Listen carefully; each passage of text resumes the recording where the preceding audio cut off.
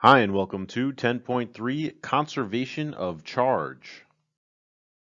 In this lesson, students will be able to describe the conservation of charge and use it to determine the charge of objects after being charged by contact. The law of conservation of charge states that the total charge of an isolated system is constant and independent of changes that take place within the system.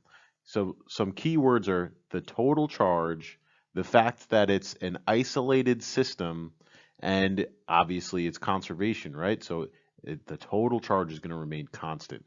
Now I want you to think about what we've learned about charge and why this makes sense. What causes something to have a charge? It's the fact that there's a different number of protons and electrons, right? So even if electrons are transferred to a different object, like in those three different ways that we learned about in the last lesson, you can transfer electrons, but you can't destroy electrons. Electrons are not created or destroyed in this isolated system, but you can transfer them. Kind of like when you think about momentum, you can transfer some momentum from one object to another when they undergo a collision. But the total momentum for the whole system was remaining constant. So this is another conservation law. Let's put it into practice. So this example states that the diagram represents two electrically charged, identical sized metal spheres, A and B. The two spheres are brought into contact and then separated. The question is, what is the charge of sphere A after the separation? What's the charge of sphere B? And which sphere had a net gain of electrons? So here is our isolated system, and we want to determine what is the total charge of this whole system. I see a -5 coulombs and 0 coulombs. So the total charge is -5 coulombs. When you bring these spheres into contact with each other, since they're metal, this is a key word, the electrons are free to move about the objects. And initially, for sphere A, you had all the excess charge oriented on the outside surface, evenly spread out. Why? Because all the electrons are repelling against each other. They're all trying to get away from each other. All right. When you bring these two objects into contact, you're giving those excess electrons from sphere a place to go. So they now evenly distribute throughout both metal spheres. They're free to move because they're in contact. The two metal spheres are in contact. Now all the excess charge is evenly distributed throughout both objects. And then when you separate the objects, since the charge was evenly distributed, you take the number, the total charge, and you divide it by 2. So for sphere A, it has -2.5 coulombs, and sphere B has an equal amount, -2.5 coulombs, again, because they were brought into contact and the charge was evenly distributed between both of them before being separated into 2. So the total charge remains the same though. -5 plus 0 is conserved. It's the same as -2.5 plus -2.5. The total charge for the system is still -5 coulombs. So let's answer the questions. That's the situation. What is the charge of sphere A? -2.5. Sphere B, same thing. This one's kind of tricky. Which sphere had a net gain of electrons? Pause the video and think about what happened. Which one gained electrons? Sphere B gained electrons. It was neutral, then it became negative. But besides just looking at the numbers and saying, okay, this one is more negative now, so it must have gained electrons, all right, think back to what we said. The electrons from sphere A, they all were trying to separate out, and they went over to sphere B. So hopefully you're seeing a movement of electrons in your mind. This PowerPoint doesn't utilize my blue golf balls to help visualize it. So at this point, you should try to visualize it on your own, because those golf balls are really just a model for what's going on. So let's see if we can see where these electrons are going, for example, 2. Now they are both charged. Sphere A has -4 coulombs of charge, and sphere B has +10 coulombs of charge. So you bring them both into contact, and they share that total charge. So what is the total charge for the system? -4 plus 10. That gives you +6. So the total charge for the system is +6, and then you evenly split it between the two spheres. So 6 divided by 2. That gives you a charge of +3 on each sphere. Now let's think about, and this is why part C is such a great question, because we just answered part A and B. Okay, great. We're just adding the numbers together and then dividing it by 2. That's how you do these problems. What I'm concerned about is, can you visualize what's going on? Do you understand the concept? Which sphere had a net gain of electrons? So do you think sphere A gained electrons, or did sphere B gain electrons? They're both positive at the end. So it's like, oh, neither one is negative. Did any of them gain electrons? Yes. So what's happening is A has excess electrons. So I drew some neutral atoms, and then you have 4 excess electrons. What's happening with sphere B? It's deficient in electrons. So I drew 2 neutral atoms in there and 10 positive charges to represent this. But remember, it's really like coulombs. I'm drawing them as the elemental particles. Hopefully this is making it kind of clear. So when they're brought into contact, this is very thirsty for electrons. It's very positive. It's going to take this electron, put it over here. Take this one, put it over here, and so on. Just like this. I know I said I wouldn't make it visual for you, but I can't help myself because I think it's the best way to explain it. At least for me, it makes it pretty clear when we have a visual. This will be the last one I do like this, though. Okay? Until you reach an equilibrium. So let's see if I did that correctly. I have 3 protons by themselves here, which I'm using to represent the 3 coulombs. But really, 3 coulombs is a lot of protons. And then this is supposed to be a neutral atom there. So how many did we end up with? We have 3 protons by themselves over here. Okay, and I did that to try to show you for part C, where did the electrons move? Where did they go? They went from A to B. So that's a visual way to explain that.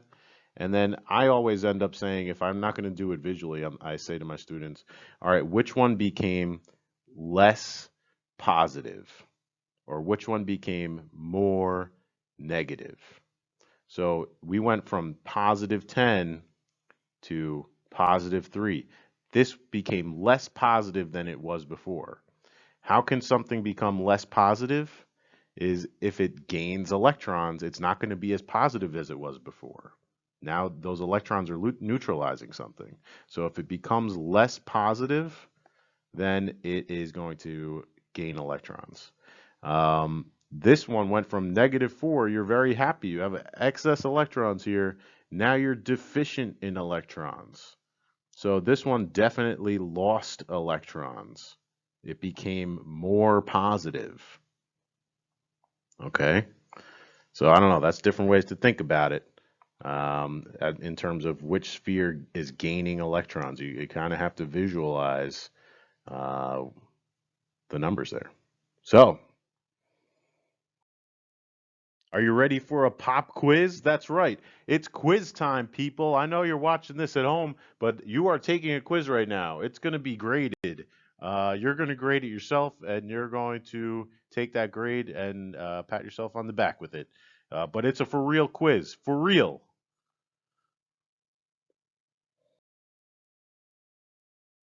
This is the pop quiz right here. Pause the video. There's 6 questions, very similar to what we just did. See if you could, honestly, see if you could do it for yourself.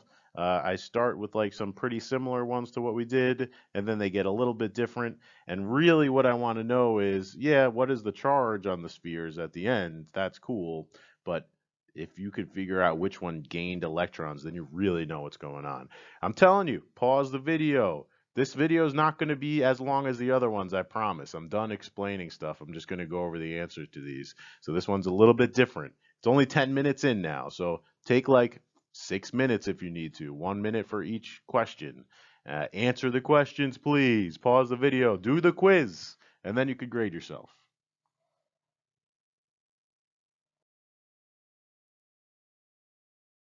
Okay, here are the answers to the quiz. Are you ready to grade yourself? Did you actually pause the video? I hope you did. So the total charge is -6 coulombs. You take that, you divide it by 2, and you get -3 coulombs for each sphere. Okay, so that's the answers to part A is -3 and -3. Which one gained electrons? Sphere B gained electrons. It went from neutral to negative, so that one's pretty straightforward. And this one became less negative than it was before. That means it lost electrons.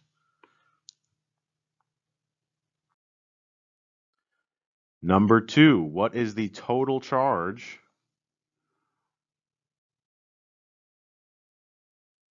14 coulombs split evenly.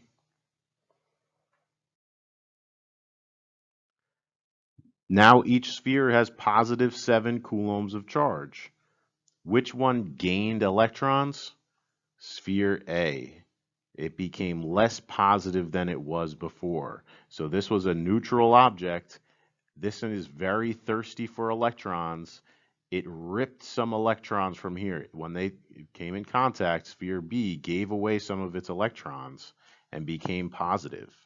So sphere A gained electrons.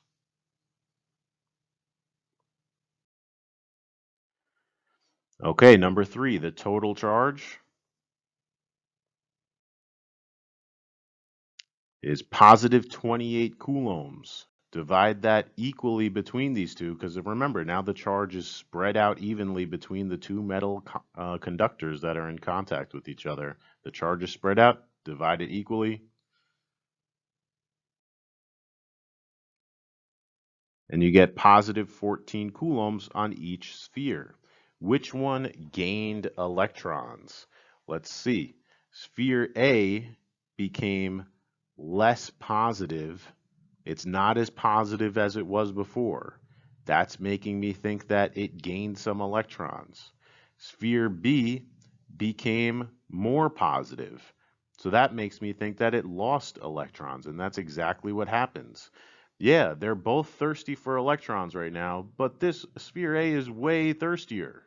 So even though sphere B would like to get some more electrons to become neutral, when it sees its buddy sphere A with only 21 coulombs of charge, it's like, okay, let me give you some of my electrons. Even though I don't have enough to be neutral, I still have some electrons. I'm not all just protons. There's electrons. I have more protons than electrons, but you have way more protons than I do. And to reach equilibrium, I need to give you some of my electrons. So sphere A gains the electrons.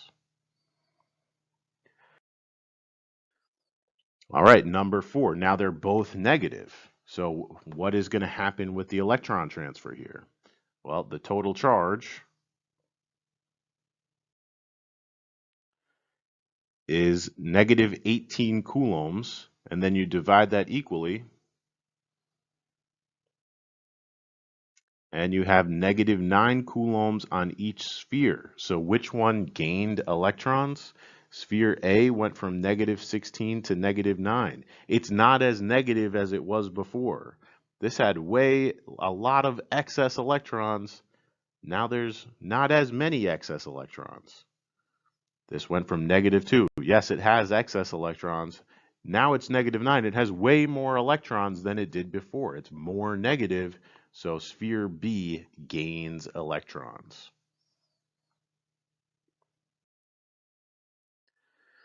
Number 5, the total charge is positive 12 coulombs split equally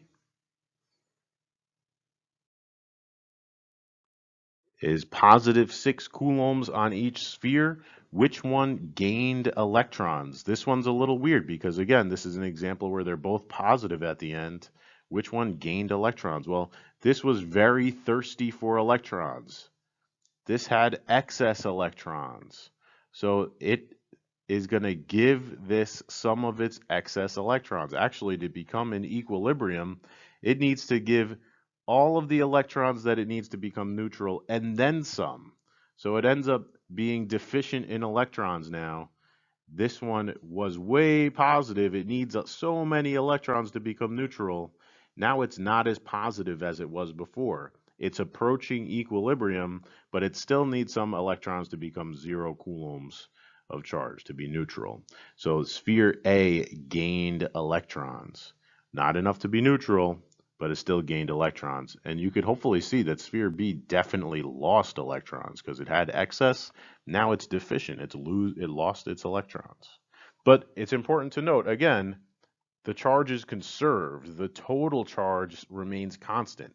In all of these, the total charge is 12 coulombs. We're not destroying electrons, we're just transferring them. And then number 6 always gets people because for this do now that we did for this lesson, we talked about how charge comes in increments of 1.6 times 10 to the negative 19 coulombs. And you can't have a decimal number of electrons. Well, it looks like there's a decimal number here, is a decimal number of charge. But remember, this is negative 2.2 coulombs and positive 1.4 coulombs, not negative 2.2 E and positive 1.4 E. Those are very different numbers. This is representing 2.2 electrons. You can't have 2/10 of an electron. And again, you can't have 0.4 electrons. So that's different from 2.2 coulombs of charge. 2.2 coulombs of charge is equal to 1.375 times 10 to the 19 electrons. That's a lot of electrons. This is a big number of electrons. Certainly not only 2.2 electrons. So the point is, again, you can not have decimal number of electrons, but you can certainly have a decimal number of coulombs. So knowing that, let's continue with the process that we've been doing. You handle this the same way. You find what the total charge is, negative 2.2 plus 1.4. And when they come into contact, they share that total charge of negative 0.8 coulombs. Again, this is not representing 0.8 electrons. It's 0.8 coulombs of charge. That's a lot of electrons still. And then you divide that equally between the two spheres. And you get negative 0.4 coulombs of charge on each sphere. Okay, now which one gained electrons? Again, if you didn't pause the video before, or if you've been having trouble with these, please pause the video now and answer the question, which one gained electrons? So for this, we had plenty of excess electrons compared to here. We don't have that many excess electrons anymore. That's telling me that this lost electrons. It's not as negative as it was before. Whereas this is very thirsty for electrons, it's deficient in electrons. It's going to suck those extra electrons from A, and it goes from positive 1.4. Not only does it reach neutrality, but it has excess electrons now. Now it's negatively charged. So B definitely gained electrons for that one. Okay, hopefully you have a better understanding of the transfer of electrons. You can visualize where they're moving from one object to another without the aid of the golf balls and that model of things. But you could always refer back to that model if you need help visualizing the transfer of electrons.